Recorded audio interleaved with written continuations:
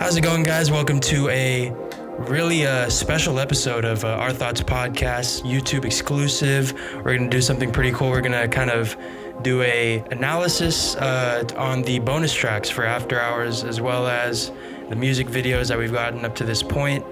And, you know, a little special surprise towards the second half of this video where we'll be responding to some of your guys' comments that you guys left on the first analysis video, which again, Matt and I can't say enough. Thank you for all the love and support you're putting on there. We've said that pretty much every time we recorded, but again, we're just really not used to it. So thank you guys for all the love.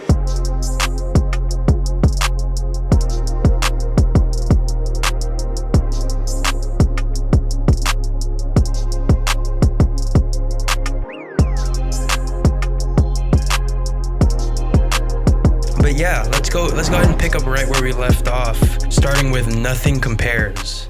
I really like the track, first of all. Like, this one, I think, for me personally, is the best out of all the bonus tracks we've gotten. It reminds me of, like, a dark version of, like, Can't Take My Eyes Off of You for some reason. You know, that, like, horn that goes. One of the things I was thinking is this would actually be the perfect intro track if that Blue album existed, that Blue album that people were saying was going to be a thing. Right. Pretty similar to like Damnation with Kendrick Lamar. Or this song, he seems to be kind of like in a state of like limbo or purgatory after bleeding out in Until I Bleed Out. He's still conscious, but he's not alive anymore. Like he can kind of look back on the things that he did. He says later, "Try my best to not get high again, but I've been stuck inside this place for days on end." So that kind of gives us an idea of the perspective he's talking about. It feels like he's kind of looking back at his life and is possibly regretting not giving up some of his vices, you know, drugs, partying for Ella. Right. If we're continuing this. Consistent with the characters. Got to be consistent. And it's pretty ironic considering how the actual character died. You know, he died due to, I want to believe it's like an overdose. Yeah, there's kind of a lot to like what he says in this track, which was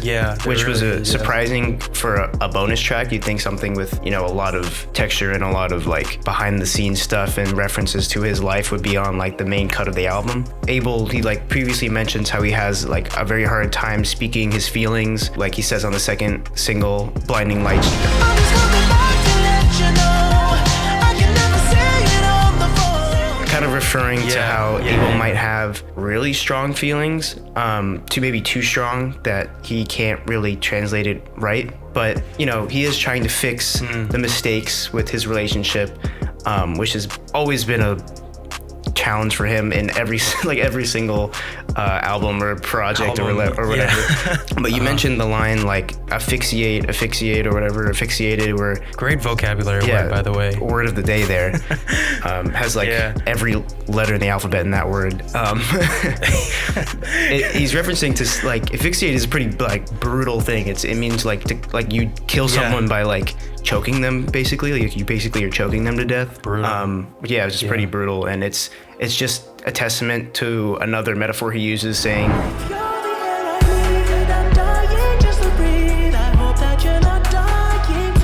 you know, like another way to like to just say how much he misses these chicks in his life. Thing is, if I'm convinced that if Abel didn't sound as good as he did, he'd be the corniest dude out here. He's only he can make these type of like you're the air that I need to breathe. You're the wind beneath my wings. Yeah, but you know, this isn't the first time he uses sort of this similar breathing motif or like about losing his breath or feeling choked. You know, in the title track After Hours, he sings, you know, fighting for my life, I couldn't breathe again. And I think this was a great start or extension to pick up off of Until I Bleed Out. There's a lot he is referencing on this bonus track, which I thought was pretty interesting. But yeah, I think that's pretty amazing to still be able to keep that story going through through the bonus tracks, which is pretty great. Now transitioning into the next track, Missed You. Yeah, this song is kind of similar to more of his, it's not really rapping, but it's kind of his like talk singing where he's kind of just going on a flow rather than like the ballads and stuff. Yeah. But, you know, he kind of starts off. Convince myself to run around with someone else to forget about you. And this kind of confused me because it kind of put a lot into question, actually, because is he saying that he got with Bella in spite of Selena, meaning trying to forget the past relationship with, you know, Selena before it, and he just wanted to get with another girl to distract him? He kind of alludes to a character, actually, that he has cited to be in a film that's like one of his favorite like films of all time. They're Nikki Brand, which is played by Debbie Harry, in his favorite movie called Videodrome. Something I haven't seen before, but in this song, he references how like he would always hurt, like he's something about he purposely hurts himself in order to finally feel something, like he feels emotionless. And in that film, this character kind of sexualizes pain, like he's kind of like a sadist or a masochist or something like that. And so he uses a similar line in the movie and kind of translates it into a different type of lyric in this song.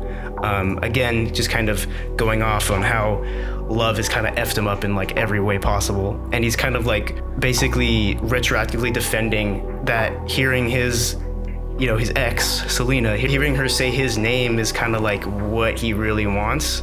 He even says it in the track. Then I heard you call my name and it sounded like the sweetest song. The sound of her voice is like sweet music to him or whatever. When she calls out his name, another like callback, another callback to like a prior track. Leo DiCaprio meme. Right. Oh. Right. You know, obviously the track that came out in like 2018 or something, Call Out My Name, and My Dear Melancholy, was clearly about Selena. Like I feel like the whole project was about Selena. And, you know, again, like this whole track really kind of put into question like, what is the whole album really about? You know, everyone is like, oh, it's about Bella Hadid and his relationship with her. Oh, it's about Selena and his relationship with her. And I honestly think it's actually all really about Selena, like the whole time. And he's calling himself out in that the reason he even was with Bella is because he's trying to convince himself that he didn't like Selena anymore. He's kind of saying, look, it was pretty messed up for me to do that. And he's calling out his mistakes. And so I'm like, damn, like, was their whole relationship just like a sham or something? Because he even says, like, again in the very beginning, convince myself to run around with someone else to forget about you. Like, what does that say? Convince myself I like this other girl just to try to get you out of my mind. So it seems like he clearly hasn't even gotten over Selena after all these years. I could see how confusing and how stressful that can be for someone trying to figure out their own feelings and trying to navigate all of this at the same time. And that's why a lot of the times in the tracks, it's like it's almost like mixed messages where it's like, is this about Selena? Does he like Selena? Like, but I thought this was about Bella. It's like, it's because that's what he's feeling inside. Yeah, and the fact that he doesn't know who he loves, or even if he loves either of them, you know, I think it's just one of those things where it's one of those things that's done with reason. The fact that you don't know which one is about Selena, which one's about Bella, just kind of one of those ways he expresses himself and how he feels through his music, which I think is the reason why we love him. Transitioning into the last and final song, I love how Abel, you know, this was around the time of the rumors of a Blue album. And I think he just got sick of people talking about how, like the ending of Until I Bleed Out was so abrupt. Like it ended so abruptly. I think this is it's gonna set up a sequel album. First of all, I think we can both agree. I think that just kind of signifies kind of like how abrupt death can be sometimes, where it's just like, you're dead. He also shut that rumor down really fast by calling it literally the final lullaby. Right. Yeah. And it fits also within the story of the album, obviously. And it starts off right away. I'm running out of time, and you'll always be on my mind. This is a kind of a callback to Blinding Lights. Where he goes, I'm running out of time, I can see the sun light up the sky. It's again kind of setting up that ticking clock going on with him in terms of like he needs to see her again, just so he can feel fulfilled in some sense and kind of accept kind of the state that their relationship is in right now, which is it's non-existent almost, or at least it's one-sided. The chorus, "and I can't make you stay in this broken place," again, it kind of similar to the sentiments that he gives on "Scared to Live" and "Hardest to Love," where he understands that he may not be the best option at this point. Yeah, he has found that acceptance. He's kind of putting to bed this relationship. He starts off saying, "I want you to OD right beside me," and at the end of the day, they're "Close your eyes and I put us to sleep," I think is kind of a perfect ending to this album. Yeah, I think, like you said, it's kind of like he's finally coming to terms. He's finally just saying, look, like, I'm done going through this like endless cycle of the same thing. It's like the same recurring themes and the same instances that he has to keep going through with these girls.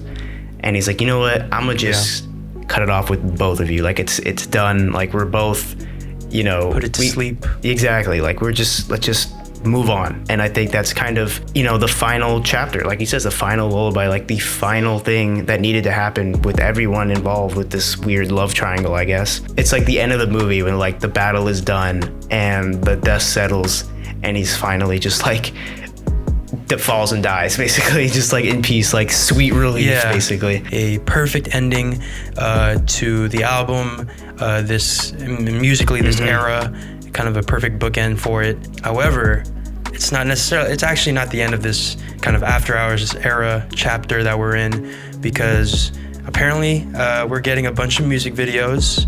You tweeted that earlier. And yeah, we're gonna go ahead and break some of them down, starting with, well, first of all, our first After Hours video, kind of our predictions into After Hours. We kind of went into Heartless and Blinding Lights. So if you're looking for that, go ahead and find that linked right here.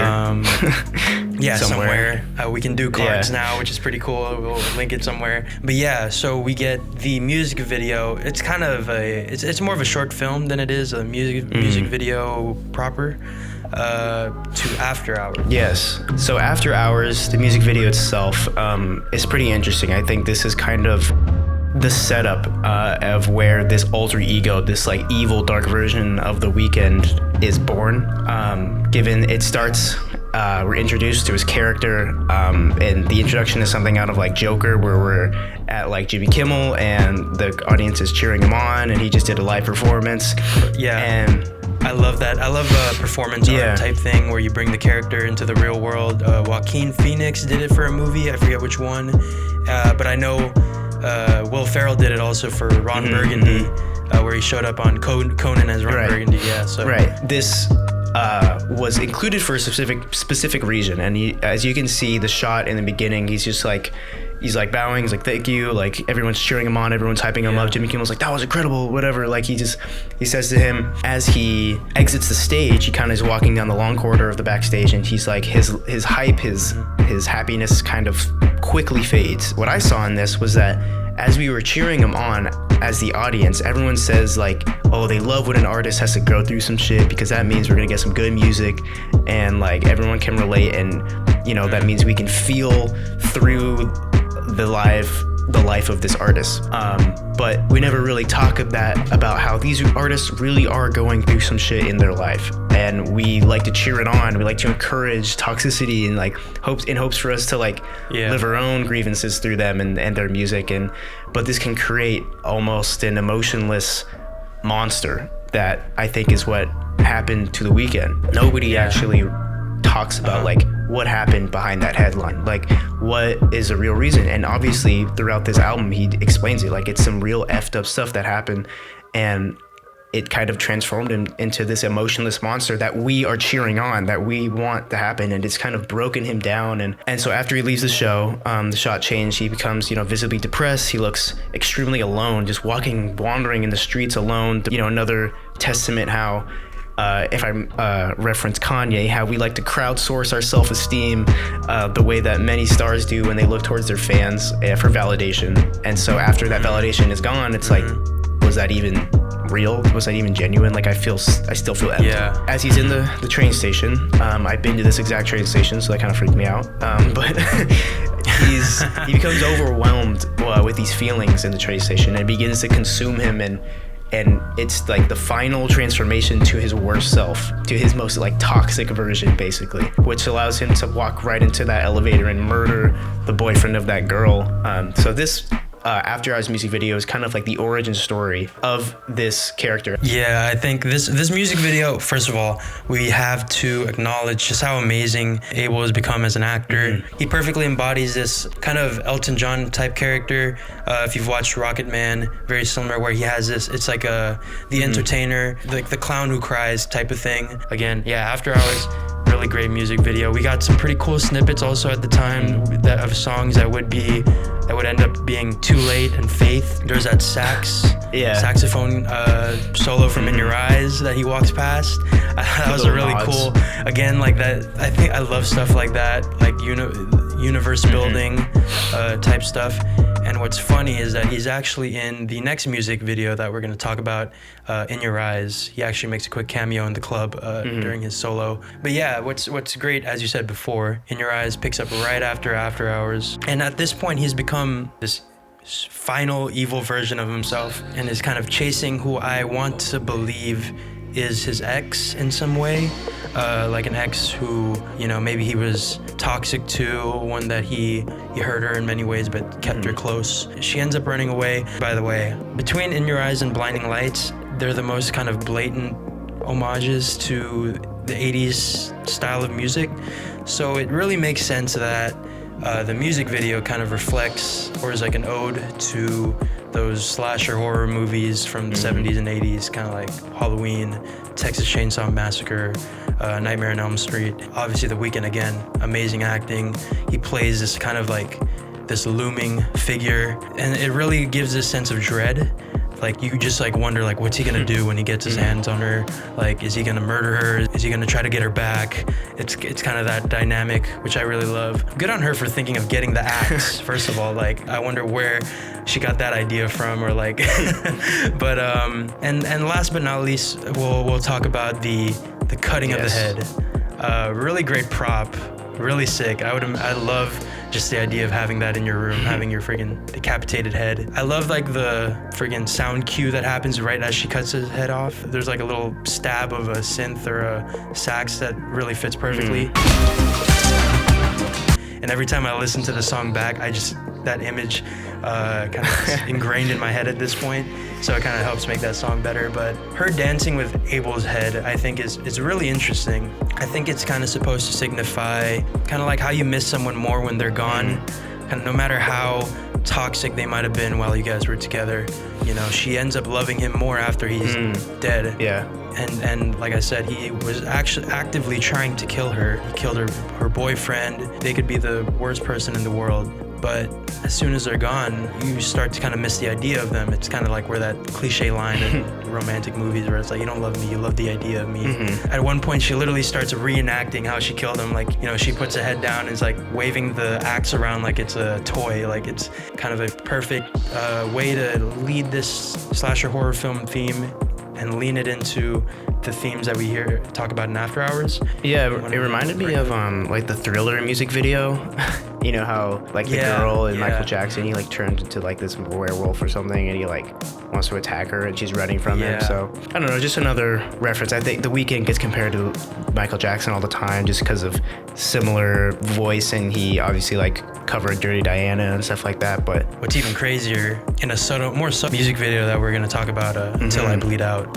So this video, we say the song Final Lullaby is the bookend for the project and for the era of the entire arc of this character and the arc of this experience The Weeknd has gone through. But in my opinion, I think this music video is truly the final like what happens to this character.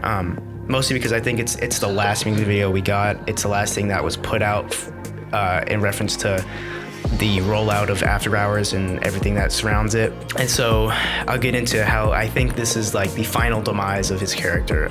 Starting off in the beginning, there's a lot of spinning in this music video. There's a lot of rotating. There's like a rotating floor. We're spinning around the room. Like there's a lot going on just visually, and like I would think is kind of what he feels like he's spinning out of control in that sense. And this beginning, he's like again, like the visuals are spinning around, and then he says, you know, I'm paralyzed. It's like the first lyric of Until I Bleed Out kind of echo during this part of the video, meaning he's kind of lost control of himself and his own life.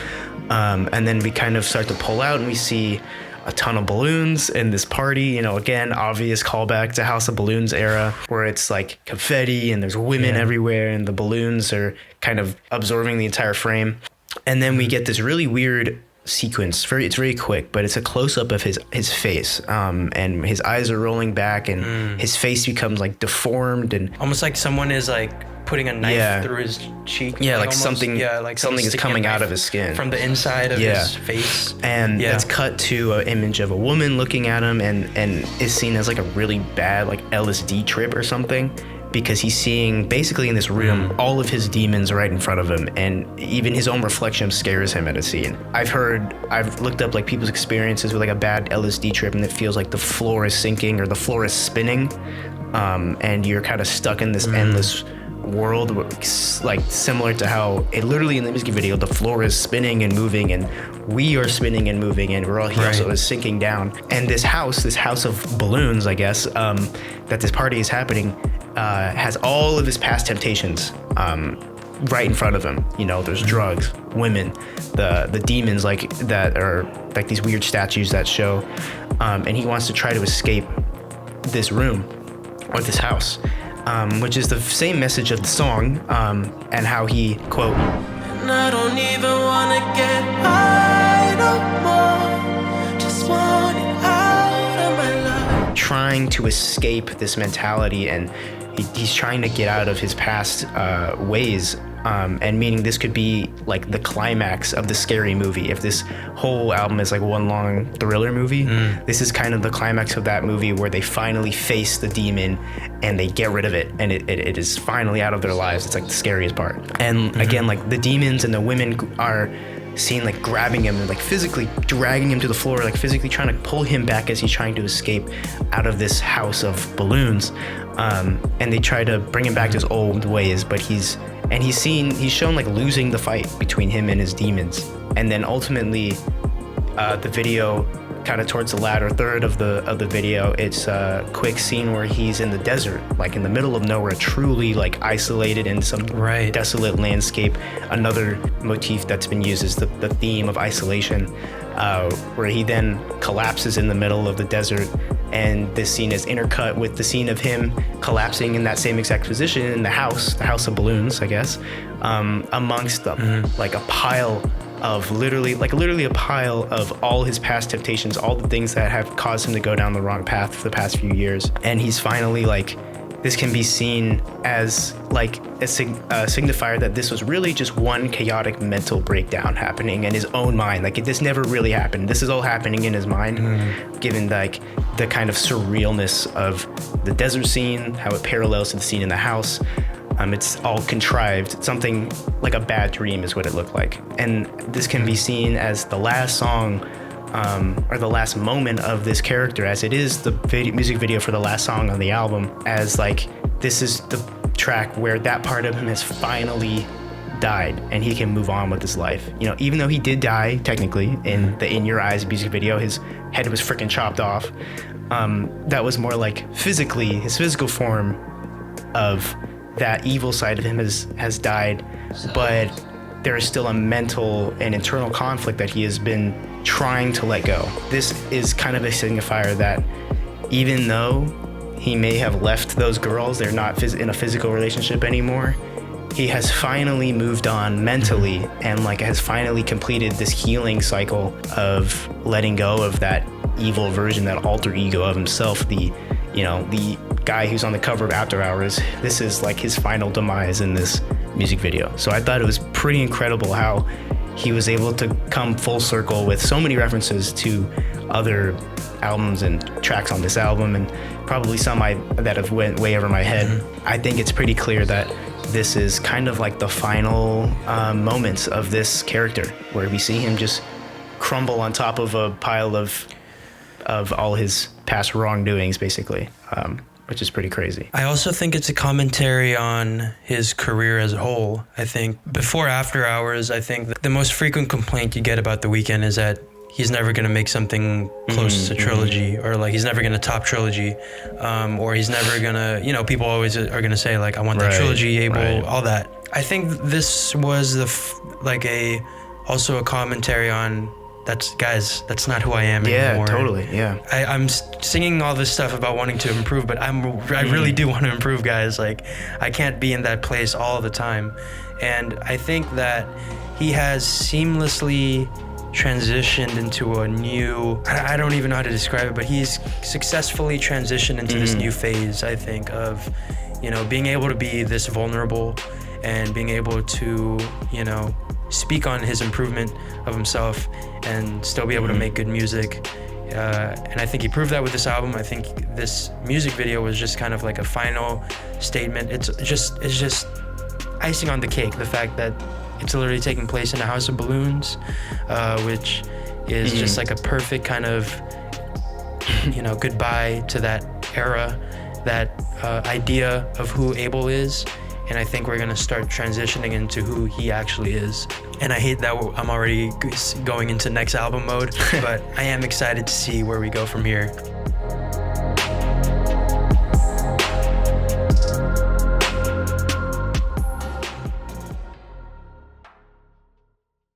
Now we're gonna go ahead and start answering to your responses from the first analysis video. Yeah, this isn't even the questions. It's just like my math quiz that I took earlier. I was gonna say, wow, you really wrote them down. Let's go ahead and no, come on now. I'm not that prepared. Let's go ahead and we already acknowledged this, but let's, you know, just in case people haven't seen that, let's go ahead and put it to bed. Let's give it its final lullaby. The kindness is so weak thing. I hate to kind of keep bringing that up, but I think the people who talked about that are gonna come to this video. Yeah, just a slip up, guys. Sorry, it was probably my fault as well, also for just like leaving that in there for some reason. But yeah, sorry, we're not perfect, guys. There were people really like trying to figure out how we made that mistake. Like I was going into a thread. Yeah, I was like, I just have a long document. I have a Google Doc with all my notes. I was just reading off the wrong part. Like that was it. So don't think I'm like there's some mental guys. like I have like a stroke or something. Like yeah, and we weren't like trying to mess up or something. Like it was just our bad. That's the last thing I will say on that. So Enrique Smith says, I honestly wouldn't have minded if this video/podcast was longer. I would have laid here and tuned in. And this is kind of, we've already responded to Enrique, but we wanted to let you guys know, if you haven't, if you don't know yet, we actually have a companion podcast, which is like the extended version of the video, pretty much. On Apple Podcasts, Spotify, SoundCloud, wherever you get your podcasts. It'll always be in the link in the description.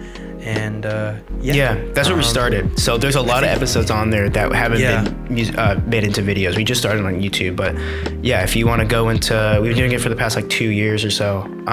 So go back in the catalog, try and look at some older reviews and opinions and even interviews that we put on there. But glad that we're getting more love here on YouTube. But check out our podcast if you are like our friend here who wants to hear the long form version of these conversations. Moving on, Wolf Waylo, I'll let you take this one. He's pleading, could you guys please drop the movie references? Like not talk about them or like or is he talking about like what he wants us to list the movies we're referencing? No. I think in movies. But yeah, I think we use movies just because like with an album like this, it's so cinematic. It's like, how can you not? And plus he references like probably like 20 different movies in the songs and the music videos. But yeah, majority of the movies we reference in the videos, we will, I don't know, if you want to like, I can't put everything just because like there's a lot of editing that goes in it, but you know, we'll put in a little description about the movies we've used in the past. Next question. So we got a couple comments about this. there are different variations of guys you should definitely do kind of analysis on. Trilogy, Starboy, My Dear Melancholy, Abel's, past works. We'll get around to it. We'll get around to it. We're doing a revisited series where we revisit albums. We did Drake's Views, and coming out soon. We did one, but we're kind of keeping it, in our holster. And it's a really good one. It's someone different, which I think is going to be refreshing for you guys as well as us. There's that. Here, this is one that is pretty interesting. I'll let you answer this one. Arkway says, you guys are sick. I really like the organic chemistry between you guys. Video suggestion, break down any of Frank Ocean's albums. Thank you for acknowledging our chemistry, I guess. We've known each other for a while, so we work on it so much. We work on it a lot of behind the scenes counseling between us, where we're trying to figure out how to be nice to each other. We just do 3 minutes of the whole from High School Musical with Champagne Rhyme with us.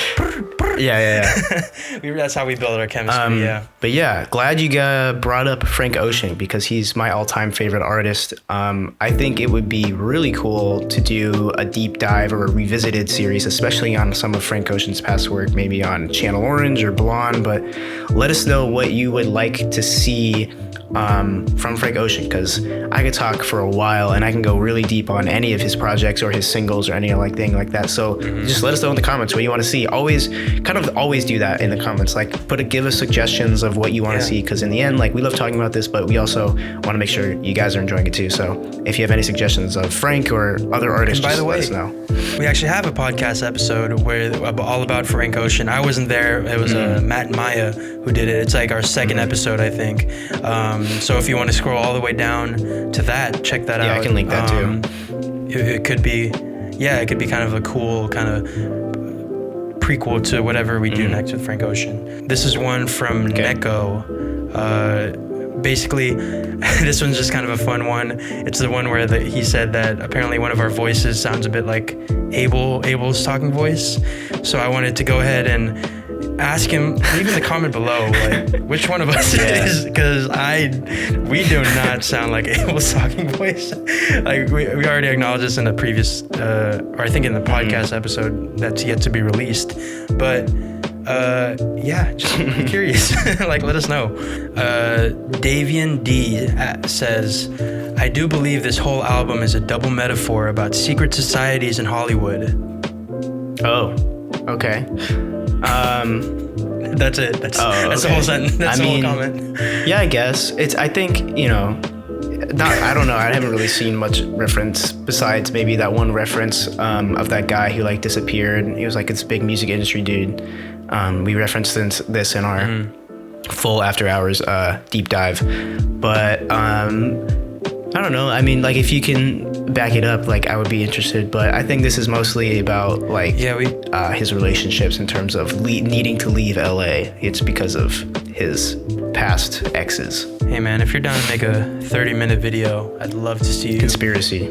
Just explain. Yeah, just because it's.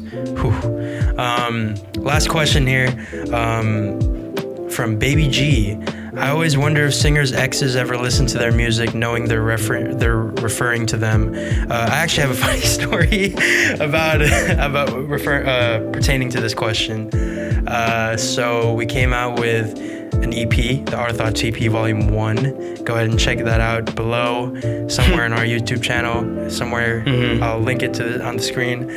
And there's a song on there. What's it called?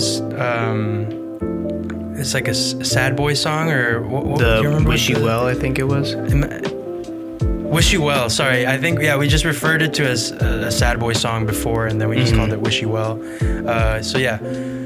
made a song called Wish You Well, and I have a bar in there about a previous ex. I see that y'all put a ring on it. I gotta say congratulations. But you're moving too fast like that Audi he got you. Should've stayed patient. To help with it, Matt even cut out the instrumental just in case she didn't hear it. She cuts out the instrumental, and pretty recently, like a month ago, she made an Instagram post of her car and saying like, oh, like this car moves fast, or something like that. She referenced actually like the bar, like, and like actually like, and said like, oh, like this, I drive a Prius. So she was like, yeah, you know, at least it's not a Prius. Bruh. I'm like, damn. Wait, what? I did not know this. Yeah, no. As soon as we hang up, Matt's probably gonna go check this out. But I can't really answer this question because I don't know. I haven't talked to Bella or Selena, but I will tell you from personal experience that they do occasionally, you know, listen, and yeah, that's fun. It's fun.